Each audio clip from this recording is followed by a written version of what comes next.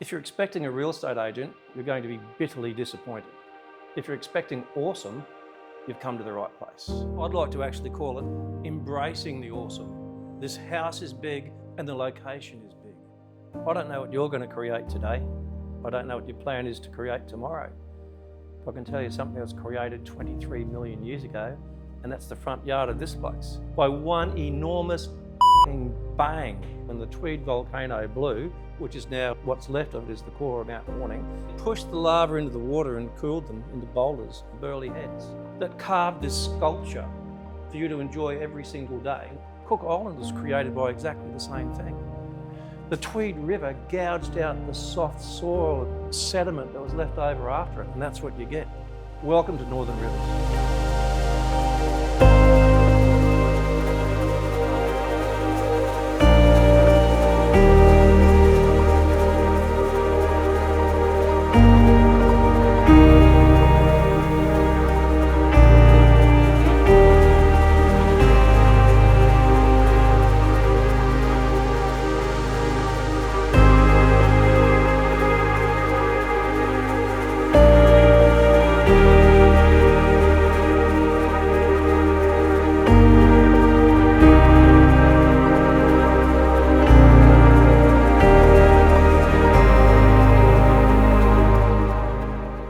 What we're going to try to do today, somehow we're going to try to show you a little bit about what it's like to live in this home. Basically, spending a few days here through some time-lapse photography that you're probably going to be looking at while you're on your mobile phone. Maybe you're sitting in the lounge room at home, sitting on the park bench. Maybe you're waiting for the kids at the pickup at school. And the problem with trying to fit a buyer to a property is it's really important that that experience they have when they first discover it. You're always looking for that magic 2, 3, 4 words just to describe the property. Enjoy the experience. Embrace the awe. It's big. This is one of the biggest homes I've been in for a long time. 6 bedrooms, 3 bathrooms. Oh, wait until you see the size of the boat you can put in this place. But there's a 3-metre high garage down the side here. There's 6-car parking there. There's also a double car park. So if you can tie your family to an aspect like this, it's something they'll never ever forget. You survey the world basically from the top of it. I was asked the other day, what's so valuable about a headland? I came down from Palm Beach today. That took 15 minutes. Burley Heads on a good day might take you 25 minutes. You know, we were down at Byron Bay, which is only 40 minutes away. Headlands give you a spiritual feeling. Now, the next best thing to a headland is elevation. Now, watching that sun come up over a big horizon from a really big room, this is big. East Banora here is a primary headland, set back from the beach as such, but it still gives you that magical spiritual feeling of elevation, surveying the world and realising that we're part of something really special. When I got here this morning, as much as I tried to look through the house, I couldn't turn my eyes away from the sunrise. All the way down to Kingscliff, Fingal Headland, Daydream Beach, and north back up to Tweed Heads. And you can see why these point positions and this sort of elevation is so valuable to people's health and well-being, because it really gives you an indication of just how big the world is. Just over my shoulder here, you've got Fingal Headland, over to Cook Island and down through Daydream Beach. So I can get over here in 9 minutes.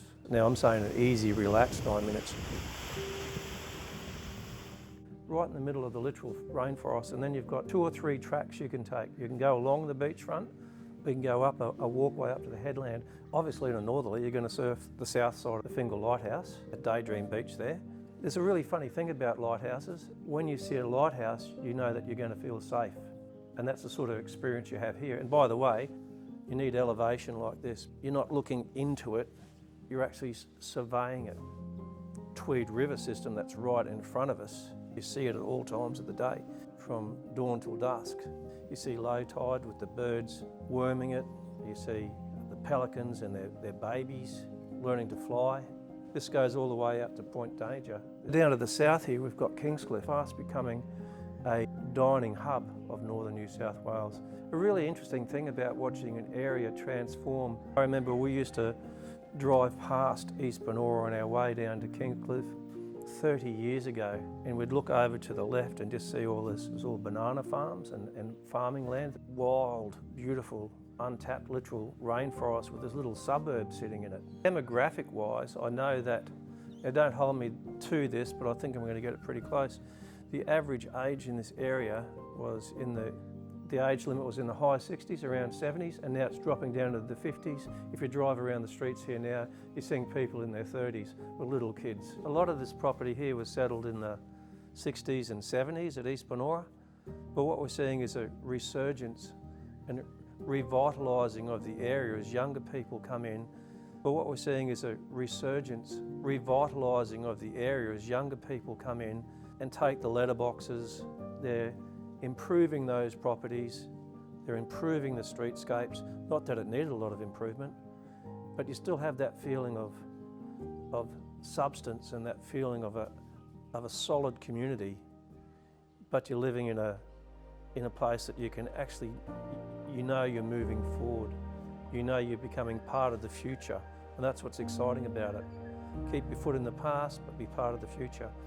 This particular section here is the gateway to the valley. Jump on public transport, there's a bus stop here at East Banora, and I can be at the airport within 15-20 minutes. So I can go anywhere in the world from there. On our way down here the other day, we stopped at Tweed at the prawn trawlers, fresh prawns. These are from the Tweed Marina, just up the road. If I got in the car now, I could be up there buying prawns, if the trawlers are in approximately 5 minutes. There is something about a Tweed prawn, it's just the crunch. But these are absolutely so crisp and plump. And what I find really interesting about it is, you'd think if you'd been out all night fishing and you had about half a dozen people to start with waiting for you when you got back in, you just really want to get home. But I couldn't believe the big smile on these fishermen's faces. They were so happy to bring their fresh product in and give it to the local. Well, I know they're selling it, but it really is a gift. It feels like they're giving it to the local community. And everyone was so polite because they know that it is a gift. Tweed prawns. Look, this is actually true, and I didn't really want to tell the story, because this is how I actually feel about the Northern Rivers. 31 years ago, I left Burleigh Heads to go around Australia. I got to Point Danger and slept under a tree for a year. I'm not joking. But I literally slept under a tree at the Tweed Heads Caravan Park, which is no longer there, for a year. So I know the area well. It's one of the best times of my life, in tune with nature. But if you buy this place, you won't have to.